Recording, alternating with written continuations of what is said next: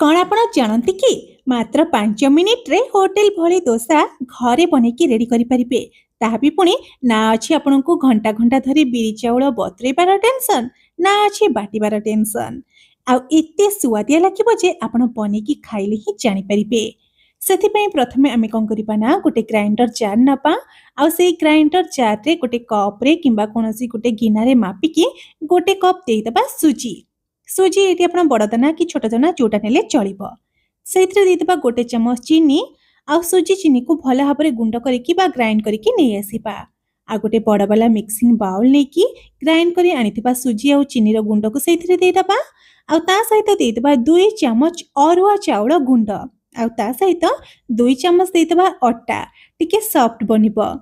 ଆଉ ଏବେ ଏଥିରେ ଦେଇଦେବା ଆମେ ଅଧ ଛୋଟ ଚାମଚ ଲୁଣ ବା ସ୍ୱାଦ ଅନୁଯାୟୀ ଲୁଣ।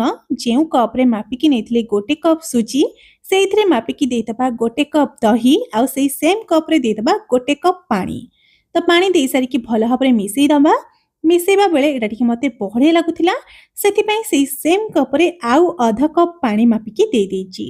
ମାନେ ଆମେ ସୁଜି, ଚାଉଳ ଚୁନା ଆଉ ଅଟାକୁ ମିଶେଇକି ଟୋଟାଲ 1.5 କପ୍ ବ୍ୟବହାର କରିଛେ, ତ ସେଥିପାଇଁ 1.5 କପ୍ ପାଣି ଦେଇକି ଭଲ ଭାବରେ ୟାକୁ ମିଶେଇ ନେବା। ମିଶେଇ ସାରିବା ପରେ ଏବେ ଏଥିରେ ଆମେ ଦେଇଦେବା 2 ଚାମଚ ରିଫାଇନ୍ ତେଲ। ତେଲ ଦେଇକି ପୁଣି ଥରେ ୟାକୁ ଭଲ ଭାବରେ ମିଶେଇ ନେବା। ଆଉ ତେଲ ଭଲ ଭାବରେ ମିଶି ସାରିବା ପରେ ଏବେ ୟାକୁ ଆମେ କଭର କରି 5ରୁ 10 ମିନିଟ୍ ପର୍ଯ୍ୟନ୍ତ ରେଷ୍ଟ ଦେଇଦେବା। ସେତେ ସମୟ ଭିତରେ ଆମେ କ'ଣ କରିବା ନା ଗୋଟେ ପ୍ୟାନ୍ ଗରମ କରି ନେବା। ଆଉ ସେଥିରେ ଦେଇଦେବା ଗୋଟେ ଛୋଟ ଚାମଚ ରିଫାଇନ୍ ତେଲ। ତେଲ ଗରମ ହେଇଯିବା ପରେ ଅଧ ଚାମଚ ଦେଇଦେବା ସୋରିଷ ଆଉ ଜିରା। ଜିରା ସୋରିଷ ଫୁଟିଯିବା ପରେ 1ରୁ 2 ପିଞ୍ଚ ଦେଇଦେବା ହିଙ୍ଗୁ। ଜିରା ସୋରିଷକୁ ଆଉ ହିଙ୍ଗୁକୁ ଟିକେ ଭାଜି ନେଲା ପରେ 2ଟା କଞ୍ଚା ଲଙ୍କାକୁ ଛୋଟ ଛୋଟ କାଟିକି ଦେଇଦେବା। ତା ସହିତ ଫାଳେ ପିଆଜକୁ ମଧ୍ୟ ଛୋଟ ଛୋଟ କାଟିକି ଦେଇଦେବା। ପିଆଜକୁ ହାଲକା ସଫ୍ଟ ହେଲା ପର୍ଯ୍ୟନ୍ତ ଭାଜି ନେବା ବା ପିଆଜର କଞ୍ଚା ସ୍ମେଲ କଟିଯିବା ପର୍ଯ୍ୟନ୍ତ ତାକୁ ଟିକେ ଭାଜି ନେବା। ତାପରେ ସେଥିରେ କିଛି ଭୃସଙ୍ଗ ପତ୍ରକୁ ଛୋଟ ଛୋଟ କାଟିକି ଦେଇଦେବା ଆଉ ତାକୁ ବି ଟିକେ ଭାଜି ନେବା। ଭୃସଙ୍ଗ ପତ୍ର ଭାଜି ହେଇଯିବା ପରେ ଏଠି ଦେଖନ୍ତୁ ମୁଁ 3ଟି ମିଡିୟମ ସାଇଜର ଆଳୁକୁ ଗ୍ରେଟ୍ କରିକି ଏଥିରେ ଦେଇ ଦେଉଛି। ଆପଣ ଚାହିଁଲେ ହାତରେ ଚକଟିକି ମଧ୍ୟ ଦେଇପାରିବେ। ତ ଆଳୁକୁ ଦେଇ ସାରିବା ପରେ ଆଳୁରେ ସ୍ୱାଦ ଅନୁଯାୟୀ ଲୁଣ ବା 2ରୁ 3 ପିଞ୍ଚ ଲୁଣ ଦେଇଦେବା, ଅଳ୍ପ ଟିକେ ଲଙ୍କା ଗୁଣ୍ଡ ଆଉ 1ରୁ 2 ପିଞ୍ଚ ଦେଇଦେବା ହଳଦୀ ଗୁଣ୍ଡ। ବାସ୍ ଏତିକି ଜିନିଷ ଦେଇକି ଏଇ ସବୁ ଜିନିଷକୁ ଟିକେ ଭଲ ଭାବରେ ମିଶେଇ ନେବା। ମିଶେଇବା ସମୟରେ ଯଦି ଆପଣଙ୍କୁ ବେଶୀ ଡ୍ରାଏ ଲାଗେ ତେବେ ଆପଣ ଅଳ୍ପ ଟିକେ ପାଣି ଦେଇକି ମଧ୍ୟ ଏହାକୁ ମିଶେଇ ପାରିବେ। କିନ୍ତୁ ଏଠି ଷ୍ଟଫିଂକୁ ମୁଁ ପୁରା ଡ୍ରାଏ ରଖିଛି, କାହିଁକିନା ମୋତେ ଏମିତିକା ଡ୍ରାଏ ବାଲା ଷ୍ଟଫିଂ ହିଁ ବହୁତ ବଢ଼ିଆ ଲାଗିଥାଏ। ତ ଏଇଭଳି ଭାବରେ ମିଶେଇ ସାରିଲା ପରେ ଲାଷ୍ଟରେ ଆମେ ଦେଇଦେବା ଅଧ ଛୋଟ ଚାମଚ ଗରମ ମସଲା। ଆଉ ଗରମ ମସଲା ଦେଇକି ଭଲ ଭାବରେ ମିଶେଇ ନେବା। ଆଉ 1ରୁ 2 ମିନିଟ୍ କଷିଲା ପରେ ଆମର ଏଠି ଆଳୁ ପୁର ବା ଆଳୁ ଷ୍ଟଫିଂ ବା ଆଳୁ କଷା ବନିକି ରେଡ଼ି ହେଇଯାଇଛି। ଏବେ ଗ୍ୟାସର ଫ୍ଲେମ୍କୁ ଅଫ୍ କରି ନେବା ଆଉ ଏଇ ଷ୍ଟଫିଂକୁ ଟିକେ ଥଣ୍ଡା ହେବା ପାଇଁ ଛାଡ଼ିଦେବା। ସେତେ ସମୟ ଭିତରେ ଆସନ୍ତୁ ଆମ ବ୍ୟାଟରକୁ ଚେକ୍ କରି ନେବା। ଏପଟେ ବ୍ୟାଟରକୁ ରେଷ୍ଟ ଦେବାର ପାଖାପାଖି 10 ମିନିଟ୍ ହେଇଗଲାଣି। ଏବେ ଆମେ ସେ ବ୍ୟାଟରରେ ଦେଇଦେବା ଅଧ ଛୋଟ ଚାମଚ ଇନୋ। ଇନୋ ଜାଗାରେ ଆପଣମାନେ ଖାଇବା ସୋଡ଼ା ବି ଦେଇପାରିବେ। ଆଉ ଇନୋକୁ ଆକ୍ଟିଭେଟ୍ କରିବା ପାଇଁ ସେଥିରେ 1 ଚାମଚ ପାଣି ଦେଇକି ତାକୁ ଭଲ ଭାବରେ ମିଶେଇ ନେବେ। ଆଉ ବ୍ୟାଟରର କନସିଷ୍ଟେନ୍ସି ଏମିତି ରଖିବେ, ନାହିଁ ବେଶୀ ବହଳିଆ ନାହିଁ ବେଶୀ ପତଳା। ଆଉ ଇନୋ ଦେଇ ସାରିକି ବେଶୀ ସମୟ ୟାକୁ ଗୋଳେଇବେ ନାହିଁ କିମ୍ବା ବେଶୀ ସମୟ ବାହାରେ ରଖିବେ ନାହିଁ। ଏମିତି ଫ୍ଲୋଇଂ କନସିଷ୍ଟେନ୍ସି ରହିଲେ ଜାଣିବେ ଯେ ଏଇଟା ପିଠା ବନେଇବା ପାଇଁ ପୁରା ପରଫେକ୍ଟ। ତାପରେ ଆମେ କ'ଣ କରିବା ନା ଗୋଟେ ତାୱା ଗରମ କରି ନେବା। ଆଉ ତାୱା ଗରମ ହେଇଯିବା ପରେ ସେଥିରେ ହାଲକା ଟିକେ ତେଲକୁ ଦେଇକି ଗ୍ରେସ୍ କରି ନେବା।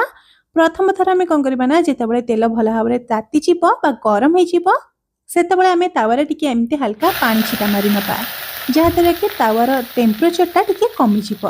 ଏବେ ଆମେ କ'ଣ କରିବା ନା ରଖିଥିବା ବ୍ୟାଟରରୁ 2 ଡଙ୍କି ବ୍ୟାଟରକୁ ତାୱାରେ ଦେଇକି ଏମିତି ହାଲକା ହାତରେ ତାକୁ ସ୍ପ୍ରେଡ କରି ଚାଲିବା ବା ଏମିତି ଗୋଲ କରି ଚାଲିବା। ଏଠି ମୁଁ ଛୋଟ ଡଙ୍କି ନେଇଛି, ସେଥିପାଇଁ 2 ଡଙ୍କି ବ୍ୟାଟର ନେଇଛି। ଯଦି ଆପଣ ବଡ଼ ଡଙ୍କି ନେଉଥିବେ ତେବେ 1 ଡଙ୍କି କିମ୍ବା 1.5 ଡଙ୍କି ବ୍ୟାଟର ନେଇଯିବେ। ତ ଏମିତି ପିଠା ଦଳ ଟିକେ ଉପରକୁ ଉଠେଇ ଆସିବ, ସେତେବେଳେ ଉପରେ ଟିକେ ଏମିତି ଆମେ ତେଲ ଦେଇଦେବା, ଯାହାଦ୍ୱାରା କି ପିଠାଟା ଟିକେ କ୍ରିସ୍ପି ବନିପାରିବ ବା କୁଡ଼ମୁଡ଼ିଆ ବନିପାରିବ।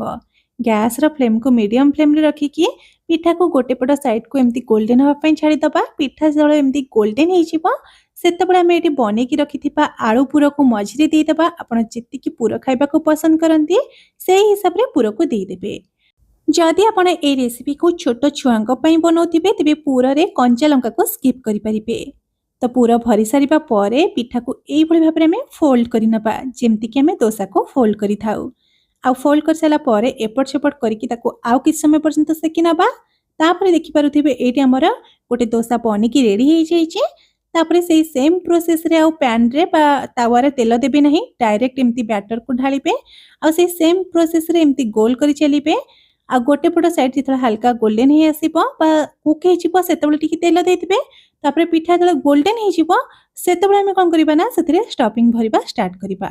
आपन जेतिकी स्टफिंग पसंद थिबो सेही हिसाब रे स्टफिंग को देइ देबे आ पिठा को एमती गोटे पट साइड रो फोल्ड करि नेबे।